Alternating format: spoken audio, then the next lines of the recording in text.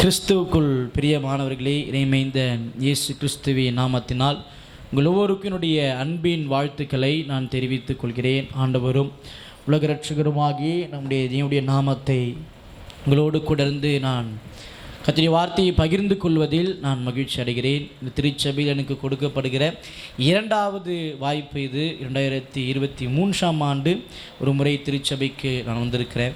அதற்கு முன்பதாக அநேக முறை வந்திருக்கிறேன். ஆனால் பிரசங்கத்திற்காக இன்னைக்கு அன்று கொடுத்திருக்கிற இந்த வாய்ப்புக்காக நன்றி. அருமையான ஐயா சொன்னதைப் போல நாங்கள் ஊழியத்திற்கு நான் வந்த நாளில் 2018 நான் ஊழியத்திற்கு வந்தேன். வந்த காலகட்டங்களில் எல்லாரும் விட ரொம்ப சின்ன ஒரு நபர், சின்ன ஒரு முகம், பெருசாக எனக்கு பைபிளை பற்றிலாம் அதுவும் தெரியாது. ஆனால் முதல் முறை 6 மாத காலங்களுக்கு ஒரு திருச்சபைக்கு ஸ்டூடெண்ட் பாஸ்டர் போடுவாங்க. 2018 அருமையான ஐயாவோடு கூட ஜூலை மாதம் ஃபஸ்ட்டு வீக் நான் அவர் கூட எனக்கு சேர்ந்தேன். நாட்கள் இன்னும் எனக்கு நல்லா ஞாபகம் இருக்குது. அன்றிலிருந்து கிட்டத்தட்ட 6 மாதம் தான் ஒரு சர்ச்சைக்கு நான் போனோம். ஆனால் நான் மட்டும் 2 வருஷம் அந்த சர்ச்சைக்கு போனேன். அருமையான ஐயா அவர்கள் எப்படியாவது ஃபைட் பண்ணி கேட்டாவது அங்கேருந்து நான் வாங்கி கொண்டு போவார். சுந்தர சோழபுர பகுதியில் நாங்கள் ஊழியத்தை துவங்கும் பொழுது அருமையான ஐயா அவர்களும் ஒரு 50க்கும் மேற்பட்ட சிறு பிள்ளைகள் மாத்திரம்தான் அந்த ஊழியத்தில் இருந்தாங்க. அநேக கஷ்டம் நிறைந்த ஒரு பகுதி திருவேற்காடு பகுதி. அந்த பகுதியில் நானும் அவருமாக இணைந்து 3 ஆண்டுகள் அந்த பகுதியில் ஊழியம் செய்தோம். அருமையான ஐயா அவர்கள் நல்லா சமைப்பார். எத்தனை பேருக்கு தெரியும்னு தெரியாது. ஐயா சமைப்பார், நான் குழம்பு செய்வேன். இல்லை நான் எதனா சமைப்பேன், ஐயா எதனா செய்வார். 2 பேரும் சேர்ந்து சாமான்கள்லாம் க்ளீன் பண்ணி வைப்போம். 4வது மாடியில் ஒரு வீடு எடுத்து நாங்கள் வாடகை இருந்தோம். 4வது மாடி ஒரு ஓட்டு வீடு. ஏதாவது ஒரு பொருள் மறந்துட்டாங்கன்னா எப்படி கீழே போகிறது எங்களுக்கு தெரியாது. அத்தனை படிகளை நாங்கள் ஏறி போக வேண்டியது இருக்கும். அநேக நேரத்தில் அந்த பகுதியில் நாங்கள் ஊழியம் செய்யும் பொழுது எங்களுடைய வாகனங்களை அதிகமாக உடைச்சிடுவாங்க. இண்டிகேட்டர் வச்சுருவாங்க, பஞ்சர் பண்ணிடுவாங்க, வண்டி கீழே தள்ளி விட்டுருவாங்க. ஐயாவுடைய பழைய வண்டிகளெல்லாம் அதிக முறை அந்த பகுதியில் அப்படியான நாட்கள் உண்டு. ஆனால் என்னை மாத்திரம் ஊழியத்தில் ஒரு பிள்ளையாகவே, செல்ல பிள்ளையாகவே அநேகர் வந்தது உண்டு. நான் மாத்திரமே அவரோடு கூட இணைந்து அந்த ஊழியத்தை 2 பேரும் சேர்ந்து செய்வோம். 50 பிள்ளைகளும் இல்லாத நாட்கள் ஒரு நாள் உண்டாகும். 2 பேர் மாத்திரம்தான் இருப்போம். நானும் அவர் மாத்திரமே இருப்போம். ஆனால் ஒவ்வொரு முறையும் அந்த ஊழியத்தில் நாங்கள் இருக்கும் பொழுது அநேக காரியங்களை எனக்கு சொல்லிக் கொடுத்தது வழக்கம். இன்றைக்கு நான் இந்த திருச்சபையில் உங்களுக்கு முன்பதாக நிற்கிறேன் என்று சொன்னால் முகஸ்துதிக்காக அல்ல. என் திருச்சபையில் நான் பலமுறை சொல்லியிருக்கிறேன். அதோடைய ஐயாவுடைய பங்கு மிகப்பெரிய ஒரு காரியம். படிக்கிற காலத்தில் அநேக நாட்கள் கஷ்டப்பட்டது உண்டு. எனக்கு ஃபீஸ் கட்டி என்னை படிக்க வச்சு எனக்கு ட்ரெஸ் எடுத்து கொடுத்து அங்கே இருக்கிற பிள்ளைகள் எப்படியெல்லாம் வந்து தன்னை அலங்கரித்திருப்பார்களோ அது எல்லா வாழ்க்கையிலுமே ஒரு வாட்சாக இருக்கட்டும், ஷூவாக இருக்கட்டும், சின்ன சின்ன காரியங்கள் முதற்கொண்டு எனக்கு செய்து 5 வருஷ காலங்கள் நான் படித்து முடிக்கிற வரைக்கும் எனக்கு பெரிய உதவியாக இருந்தது அருமையான ஐயா அவர்கள் தான். அநேக நாட்கள் ஊழியத்தில் சோர்ந்து போகும்போதெல்லாம் என்னை அதிகமாக உற்சாகப்படுத்தியது ஐயா அவர்கள் தான். அவரோடு கூட அந்த பகுதியில் ஊழியத்தில் இருக்கும் பொழுது கடைசியாக அவர் இங்கிருந்து வெளியே வரும் பொழுது 5 குடும்பங்களை அந்த பகுதியில் ஆண்டவர் ஆயத்தம் செய்து வைத்திருந்தார். ஹல்லேலூயா. ஒன்றுமே இல்லாத ஒரு இடம் அந்த இடமா இருந்துச்சு. ஒன்றுமே இருக்காது, யாருமே இருக்க மாட்டாங்க. நான் அவர் மட்டும் தனியாக முட்டி போட்டு ஜெபம் பண்ணுவார். நான் பார்த்தேன் மேலே மோளம் வச்சுருப்பேன். நான் மோளம் அடிக்கிறதுக்கு போன ஒரு ஆள் தான் அந்த இடத்துல. ஆனால் அந்த இடத்திலே நான் படிக்கும் பொழுதே 2 வருஷ காலங்கள் நான் பாஸ்டரான ஒரு வாய்ப்பு இருந்தது. இவர் அங்கேருந்து வெளியே வந்ததற்கு பிற்பாடு ஒரு கோல்டன் ஆப்பர்ச்சுனிட்டியாக எனக்கு படிக்கும் பொழுதே அந்த இடத்துல 2 வருஷம் பாஸ்டராக இருந்தேன்.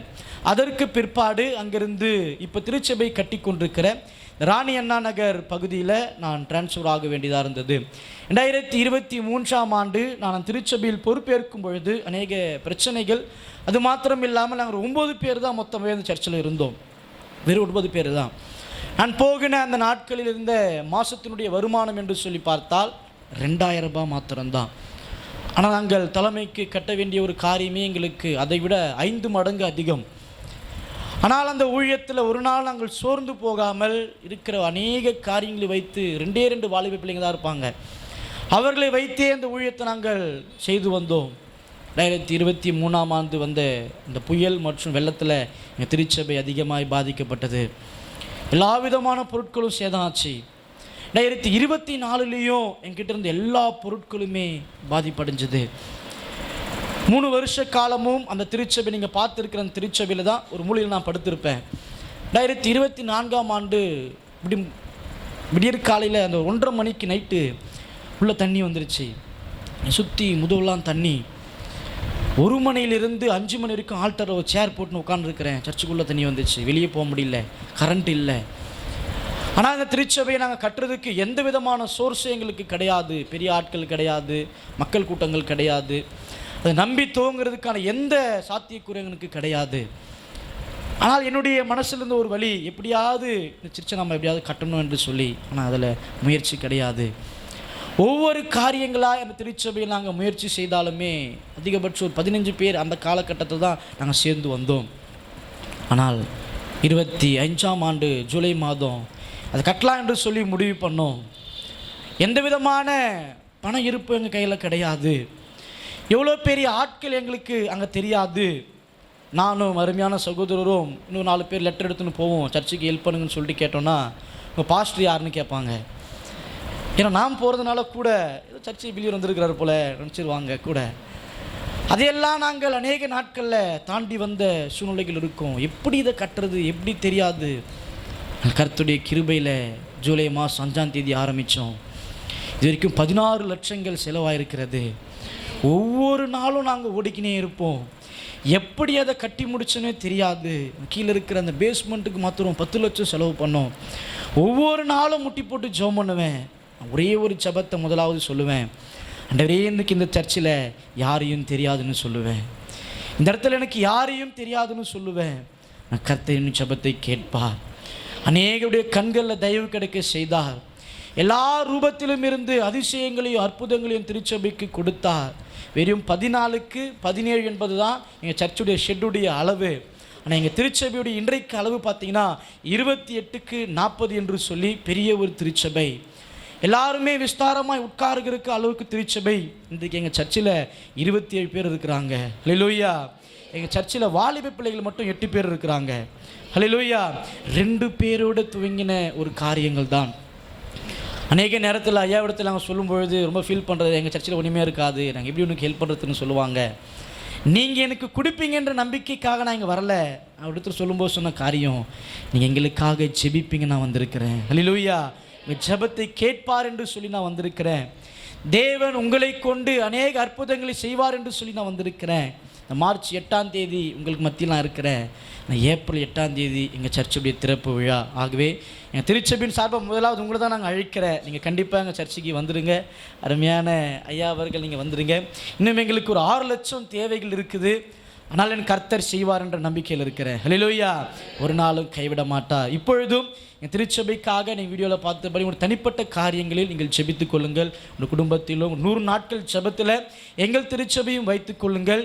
கொடுங்கள், அப்பொழுது உங்களுக்கு கொடுக்கப்படும். நீங்கள் ஒரு திருச்சபைக்கு உதவி செய்யுங்க.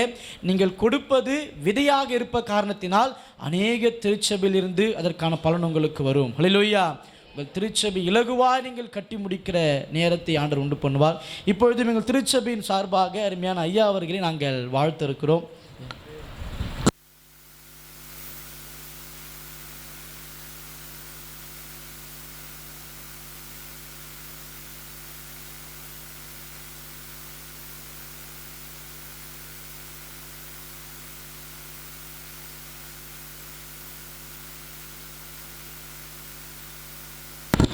நம் யாவரும் கண்களை மூடி கர்த்தருடைய வார்த்தைக்கு நேராய் கடந்து செல்வோம். இரக்கத்தில் ஐஸ்வர்யம் உள்ள எங்கள் நல்ல ஆண்டவரே, ஆசீர்வதிக்கப்பட்டதான இந்த காலை நேரத்திற்காக உமக்கு நன்றி செலுத்துகிறோம்.